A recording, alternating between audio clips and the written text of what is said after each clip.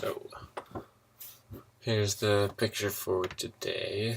It's of me, obviously, and it was lit by a window. I'll walk through how I shot it first. So if you look in the reflection of my eye, you can really see the window, and you can see the camera in portrait mode, tripod. I'm coming out to get the camera, so that's pretty much how I set up the shot. The settings I were using were f2.2 ISO 100 in AV mode, so it was figuring out the exposure for me. You can see here it was shooting at 125th of a second, excuse me. So the camera just calculated that and shot it. I had it at plus 2/3 EV, so it was overexposing a little bit. I'll show you beforehand. So that's beforehand. It's a pretty flat image. It's not that exciting, really, at all. So first thing I did was convert it into black and white. So I'll turn off all these, and then I'll walk you through what I did. So I upped exposure by 1.5 stops. So what I could have done is just shot at plus 1 2/3 EV, and this would have the same effect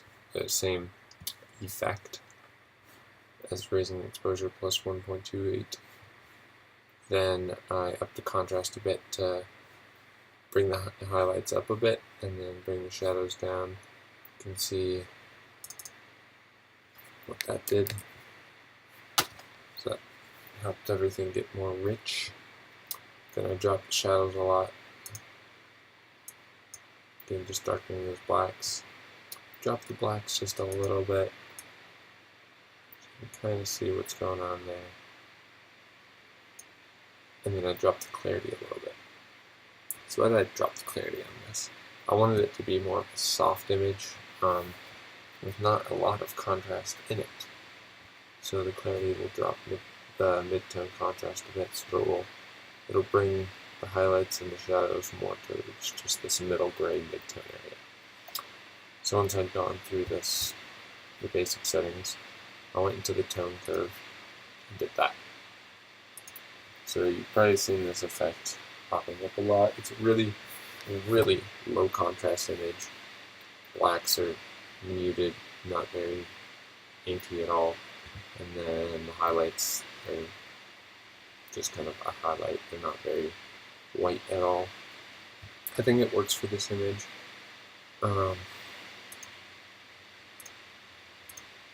That just feels too in-your-face realistic. This is sort of a softer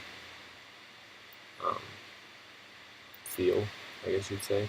I think it just works for this. I've been sort of playing around with this sort of look for a while. I know a lot of people have been doing it already. So for the tone curve, I had to play around with it a bit, but essentially what I did was bring the blacks up.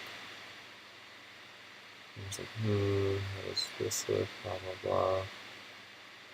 That looks a little too grungy, because the curve right here drops these midtones. It's like, but if I just let go of that, what it does is it doesn't change this middle part, this linear part, and all it does is make everything from this tone here this bright. So all of these tones that are supposed to be black, they're now whatever this tone was, which is 10.2 or 12.9 or something like that. All the 10.2 blacks are 12.9%. So nothing's absolute black. Now that I'm actually looking at this, I might make a little bit of a nice curve in there, just to give a little contrast in. So leaving the face better. So that's that one. Then with the whites, I did the same. So everything from this white all the way to 100% white, or supposedly 100% white in this, is all this tone right there. So if you look at the histogram, there's nothing in the whites category at all. So even these whites in the eyes, you could see once you zoom in, they're not very white. They're pretty middle gray, light middle gray. Like that, and then I was like, looks good, but there could be more with the eyes. There could be more contrast. So I went with my brush. I'm going to turn that on. So with that, I toggle it. See, it really adds some pop back into the eyes. So with that, raise the contrast a bit, exposure a bit, and clarity up. That's going to essentially just raise the contrast and the brightness a little bit in the eyes. So it adds back those blacks and the bright highlights. This, you can see where I added that. Shadows down all the way and clarity down a bit. That mutes these areas and just turns it more creamy, silky, something smooth. There we go, smooth. I guess you'd say. So it draws attention to the eyes and draws it away from these areas, other areas of the face where I don't necessarily want people to look. And finally, turned on that. So it darkens it a bit. And I'm going these yellows. Oh. Yeah.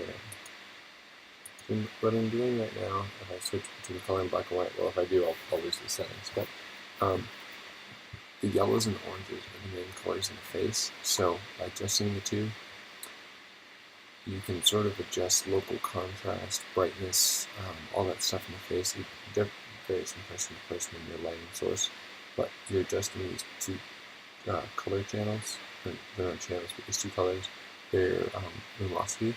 So if I raise the yellows will get brighter.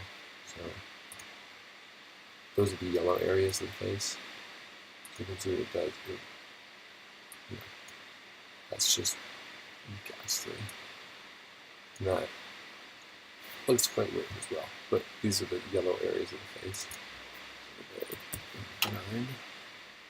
And with this, some really weird effects you can do. Just creepy. So, bring it back to that. And then I like to toggle it a little bit. See what's going on. Yeah, so it brightens it up, lowers the contrast a little bit.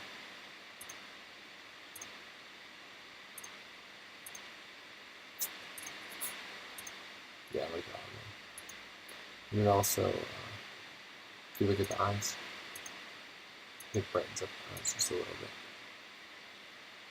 So if I don't get too much, I'm going to screw it up. So anyway, that's the picture for today.